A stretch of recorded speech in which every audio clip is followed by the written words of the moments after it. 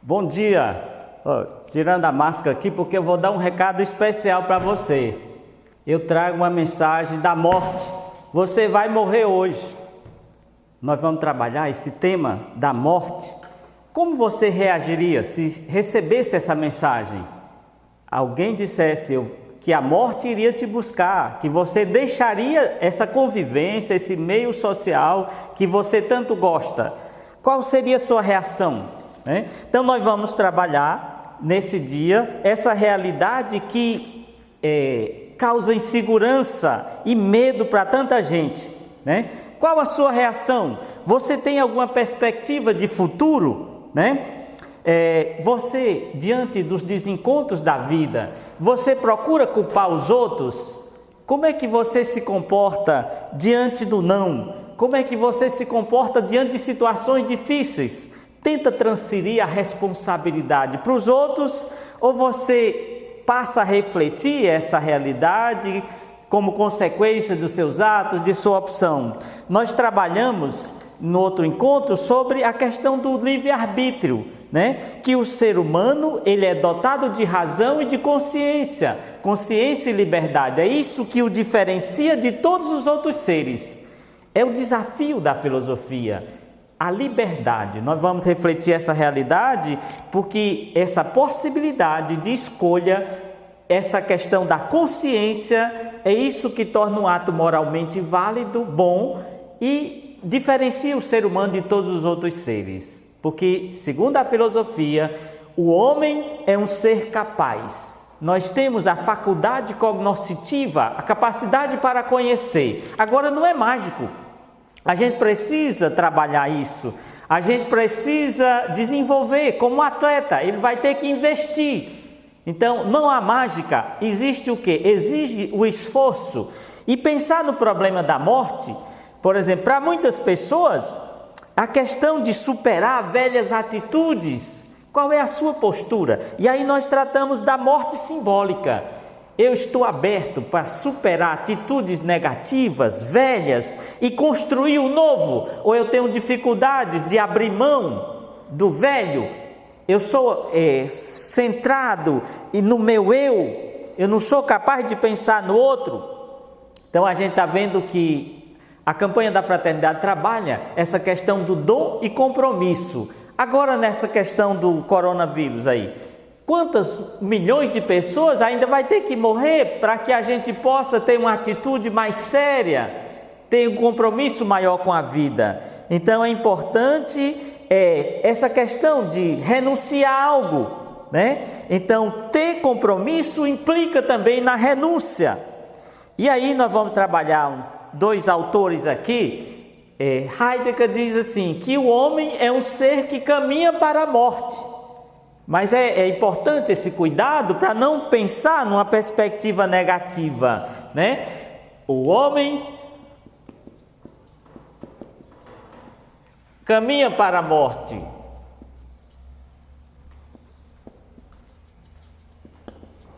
Você acredita nessa realidade? Nós caminhamos para a morte, nós caminhamos para o fracasso. E aí você podia agora externar uma inquietação, uma indagação. O que tem a ver com a filosofia? E aí que você vai descobrir. Então vou confiar na questão no método de Sócrates, na maiêutica socrática. Você que vai descobrir, qual é a relação que tem o problema da morte com a indagação filosófica, com o conhecimento filosófico?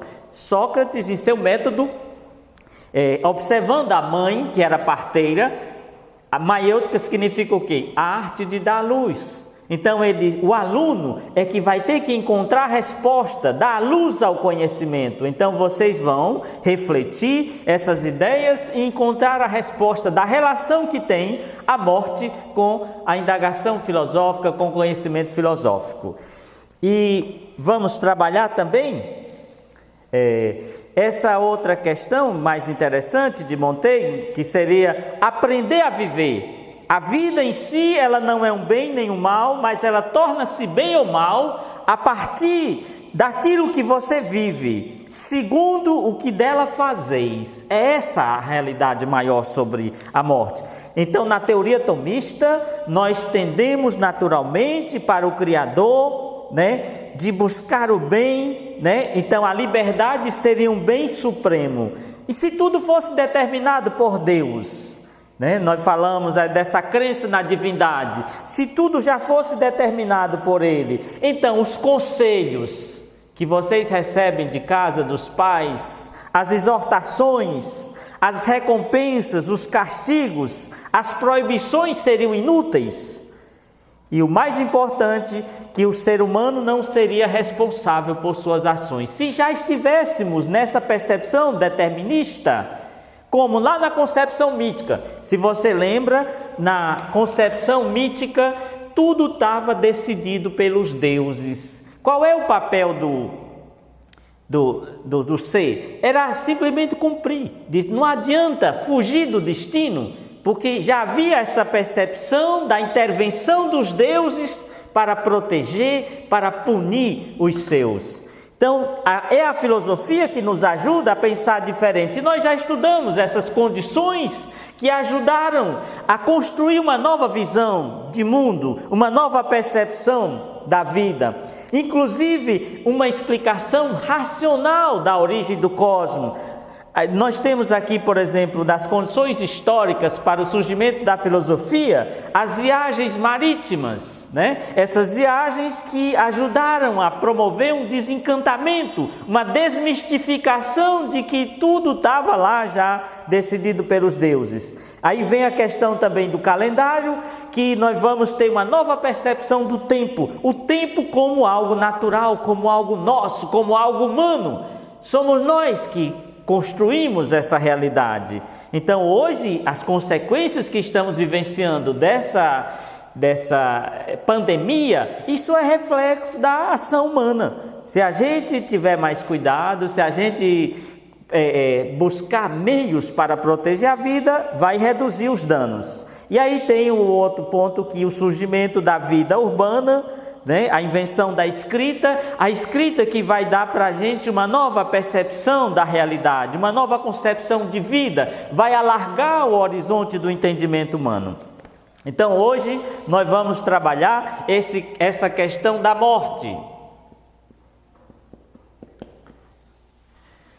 Então lá vamos pegar o livro de vocês, está aí, o volume 2, né? Nós vamos trabalhar essa questão da morte. Lá na página 247, vai falar da morte. O que é a morte? Qual é a concepção que a gente tem dessa realidade que assusta muita gente, né? Que causa medo? Como é que você pensa essa realidade? Não podemos saber, ela realmente é um mistério? Qual é a concepção que eu tenho? Então aí vem também a questão da religião, a espiritualidade, né? Ajuda a gente a ter uma nova percepção. Então, em poucas palavras, o mistério da morte tem algumas respostas que podem ajudar a gente, né? Qual deve ser a nossa postura frente à morte? E o primeiro ponto aqui, nós vamos trabalhar um título de Aprender a Morrer.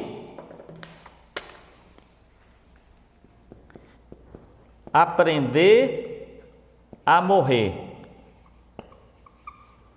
Por que isso? Se a morte, ela já começa no primeiro momento de nosso nascimento, porque há um dinamismo contínuo, desde o primeiro dia, então, que não para. Se parar, você já cessa a vida. Então, vamos refletir essa realidade. Aprender a morrer seria um contrassenso. A morte, essa desconhecida, ela pode ser objeto de aprendizagem. O que nós podemos aprender? Quem lembra da história de Sócrates, né? Que abre mão de uma vida, abre mão de privilégios, que podia se aliar ao poder, mas prefere não trair seus ideais de defesa da verdade e aceita a condenação, aceita ingerir a taça de veneno como consequência aí daquilo que ele defendia. Ele é acusado de trair os ideais, mas na verdade são os grandes da época que estavam traindo os ideais. E ele é reconsiderado um referencial para a filosofia, o protótipo do filósofo, porque defendeu a verdade até mesmo um preço alto com a própria vida.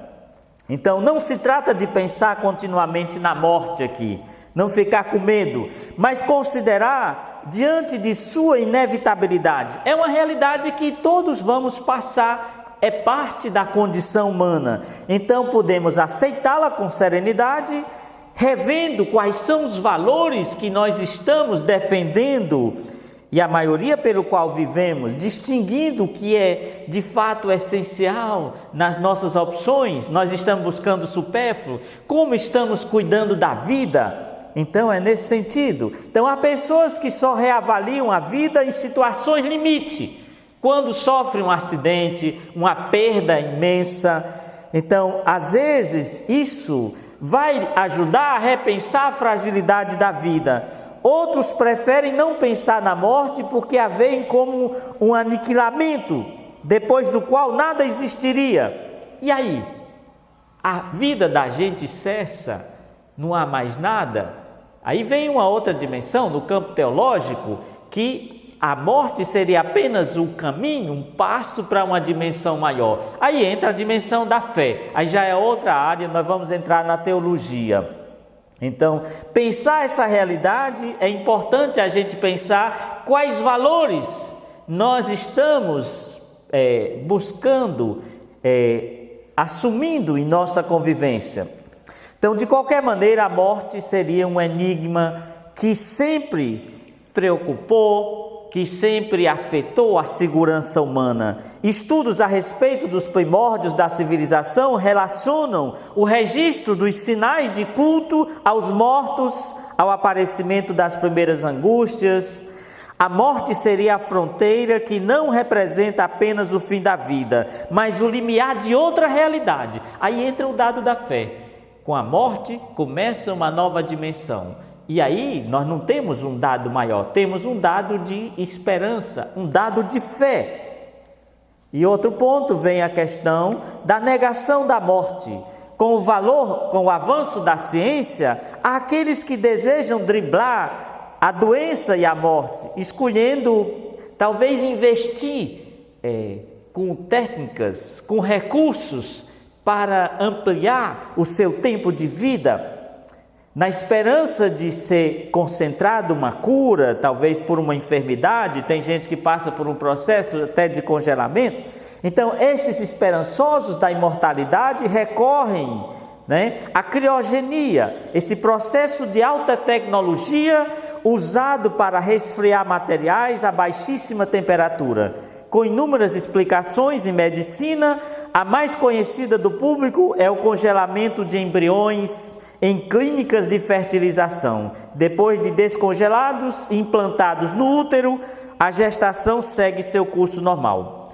Então aí vem um outro ponto que é importante a gente refletir. E aqueles que morrem tão cedo, Costuma-se dizer que a morte ela é democrática, porque um acontecimento que atinge a todos. Então seria dizer que a morte é democrática? A morte é democrática? Por quê? Ela atinge a todos. No entanto, seria de fato democrática se decorresse de morte natural a alguns, que a gente diz, por que esse jovem foi tão cedo? Por que esse bebê com tão poucos dias, meses? O que não é o caso também de algumas situações como assassinatos, suicídios, desastres. Na percepção mítica, alguém diria, tinha que acontecer, esse acidente teria que acontecer. Será que a gente não podia refletir sobre outro ângulo? O que aconteceu é também consequência da imprudência, o excesso de velocidade, a falta de cuidados com manutenção do veículo, imprudência humana. Então, outro exemplo merece nossa atenção, porque penúria significa a extrema pobreza, que atinge grande parte da população mundial, provocando fome e doenças endêmicas, embora muitos não a percebem como resultado de violência social. Essa realidade é uma violência social, inclusive a pandemia que nós estamos vivendo é uma violência social. Então, quem quem contribuiu, mais contribuiu para que chegássemos a esse ponto? E aí cabe também a nossa reflexão. O que estamos fazendo para mudar essa realidade? Para investir numa nova percepção? Então, nós vamos agora refletir um outro ponto de alguns cuidados. Quais são os cuidados que a gente pode ter? Então, colocaria bem aqui, cuidados. Quais são os cuidados que a gente tem que assumir? Por exemplo, um primeiro ponto seria aquilo que a medicina já adota-se, chamado essa questão de cuidados paliativos. Então, os paliativos, isso é adotado pela medicina. Já existem instituições que adotam a medicina paliativa. É um tipo de atendimento a pacientes incuráveis, também conhecido como ortotanásia, quando a equipe médica constata que a cura é inviável. A medicação é suspensa, evita-se a terapêutica invasiva e os procedimentos se reduzem às formas adequadas de alimentação, ao alívio da dor, visando a um possível conforto do doente. Portanto, o cuidado paliativo não apressa nem retarda a morte, apenas deixa morrer, obedecendo à ordem da natureza. Alega-se que, pelos critérios de justiça e benevolência, aliados aos conhecimentos médicos, seria possível reconhecer o momento para esperar que a morte venha naturalmente, sem adiá-la inutilmente por meios artificiais. E aí vem a indagação: numa situação extrema, se nós sabemos que não há cura e que a pessoa está sofrendo muito, você acha que seria a hora da eutanásia? Seria uma boa morte interromper esse processo? E com a filosofia nós aprendemos, não só com a filosofia, mas com a teologia, que perceber, conviver com essas situações que traz para a gente, que aflora a fragilidade de nossa vida, nos faz repensar a nossa condição, nos faz repensar nossas ações, as nossas atitudes. Então, diferentemente dos cuidados paliativos, vem a eutanásia, É um outro ponto. Eutanásia. A eutanásia é uma maneira de provocar a morte deliberadamente, seja de um doente terminal, seja de alguém que deseja morrer devido a uma doença crônica que tornou a vida insuportável. E aí, eu diria não só apenas numa questão de uma patologia, de uma doença, mas diante de uma frustração, de uma decepção terrível, há sentido? A pergunta é para você. Você acredita que há razões, que há algum motivo pelo qual a gente possa abrir mão da nossa vida? O que deve levar, então, uma pessoa a desistir desse tempo, dessa realidade?